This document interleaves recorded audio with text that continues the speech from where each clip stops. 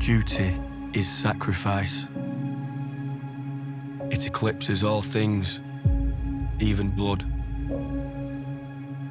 In the making of season 1, we knew half that season is a prologue and half of it is the first act of this war. To have season 1 land the way it did, with a rabid audience, fans of George and his books the way I am. We were excited to get into it because this is the juicy part of the drama.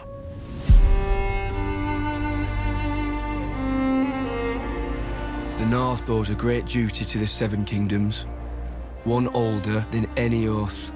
Winterfell is the one place, the one corner of this world where news of Luke's death has not yet reached. And it is this hearkening back to a simpler time. I wanted to go to a place where we could experience that, if only briefly, and the North just felt completely the right way to go. Ryan, when we did speak, it really helped me out because we would have conversations about how important these negotiations are for Team Black and the difference it makes in the war. War is coming. To the whole of the realm, my lord. We cannot wage it without the support of the North. Well, it's all about history. There were pledges that were made back in the day, and Jace is sent to remind Cregan Stark of those pledges. If your greybeards can fight, the Queen will have them. They will fight hard, like Northerners.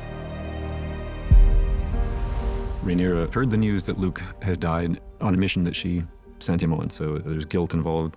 And she's a mother who's lost a son and has to go through the sort of necessary grieving process that Daemon, her husband, can't really appreciate or understand. She goes and tries to make peace with Luke's demise, but she cannot settle in it because it is unsettled business until part of Arrax washes ashore.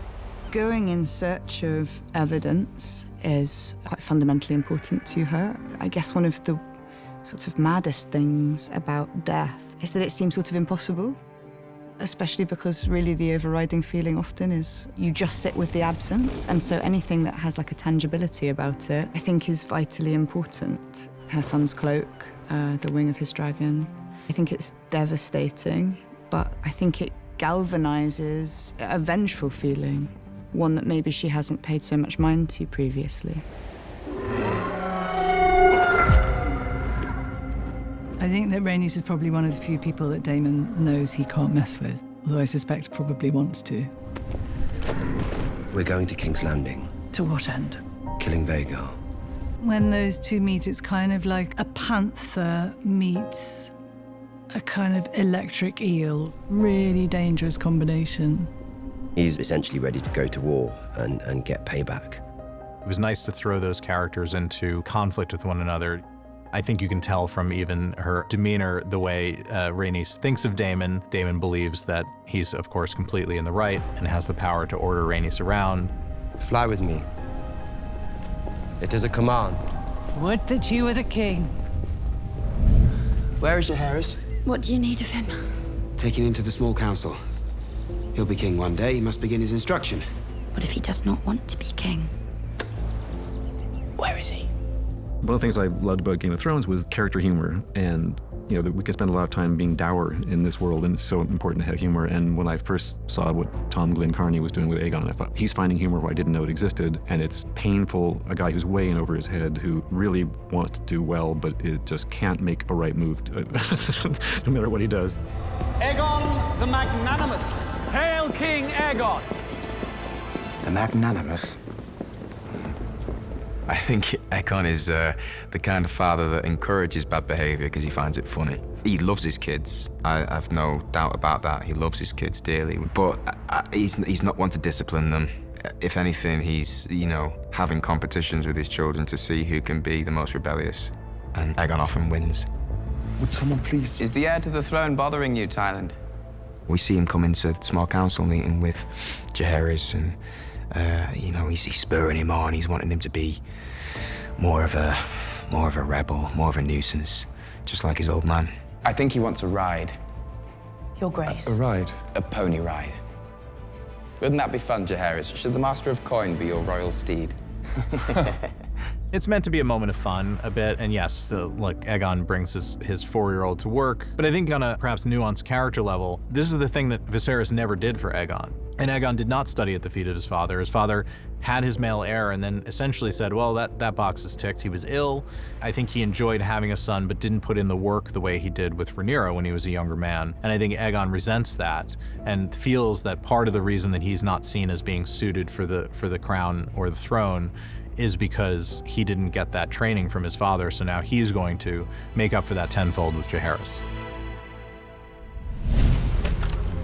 Alicent's been in a marriage that was loving, but not exactly romantic or physical for quite some time. Cole has got a lot of issues. One thing I love about the character is that he is a knight in shining armor and sort of classically handsome and probably the most messed up person in the story in many ways. You know, clinging to notions of purity and duty and just flagrantly breaking them left and right. So there's a lot of complex things driving the moves the closer and closer between Alicent and Cole. And it takes a leap forward, but nothing is simple with them. So for every leap forward, there's a pushback. We cannot. Again.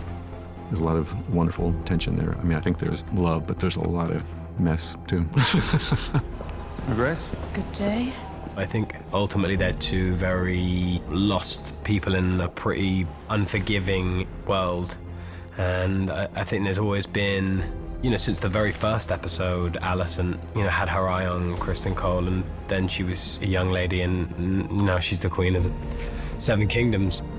It's paramount that she keeps it a secret, because not only would her respect completely disintegrate, but her stay in the castle, and Aegon is so unpredictable, who knows what he would do if he found out that his mother was having sex with his commander of the King's Guard. I mean, not only is it an embarrassment, it would bring deep, deep shame. I want Aemond Targaryen. Rhaenyra has literally one line in the first episode, and the one line she says, Daemon takes as pulling the trigger. In our first episode, we see him unleash something that is sort of famous in the lore of House of the Dragon, a nasty event that he triggers. When Rhaenyra declares that she wants Aemond, I think it's an admission of a possibly shameful desire. And I think that admission is made directly to Daemon.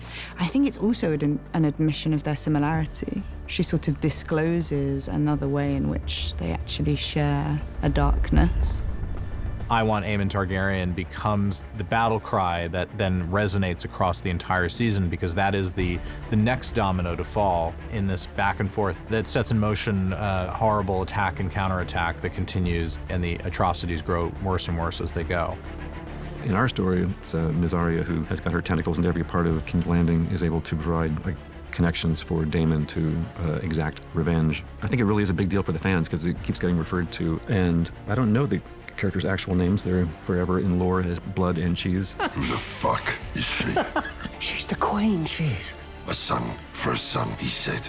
The boldest thing that I think we did there was decide to give the last 10 minutes of the episode over to these two characters that we had never met before and rely on them to take us through the end of the story, and to see, hopefully, as they go deeper and deeper into the Red Keep and as we're spending more and more screen time on them, that something horrible is going to happen in there. And knowing that you're watching Game of Thrones and you don't know what is going to come for you from where, and seeing that play out, hopefully, is the fun and the horror for the audience that's yet to come.